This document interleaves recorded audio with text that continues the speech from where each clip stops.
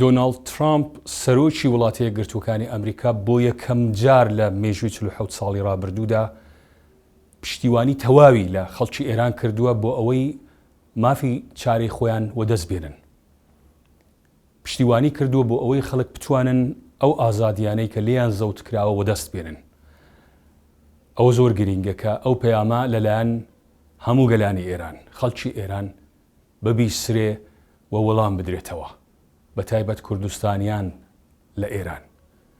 ئێستا هەلوو دەرفەتێکی لەبارە بە پشتیوانی ئەمریکا کە ئێمە نازانین ئاستی سزادانی کۆماری ئیسلامی تا چ ڕادەیەک دەبێ، بەڵام لەوە دڵنیاین کە پشتیوانی تەواو لە ماف و ئازادیەکانی گەلانی ئێران لە چوارچێوەی ئێرانێکی یەکپارچەدا دەکات.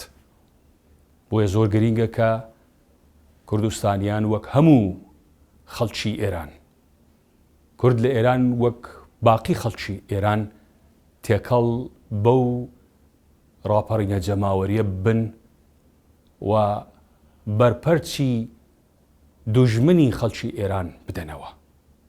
سیستەمی ویلایەتی فەقیهی هیچ جێگە و پێگەیەکی لە ئێراندا نەماوە و ئێمە دەڕۆین بەرەو ئازادی ئێران. ئەمریکا بە تەواوی پشتیوانی لە خەڵکی ئێران دەکات.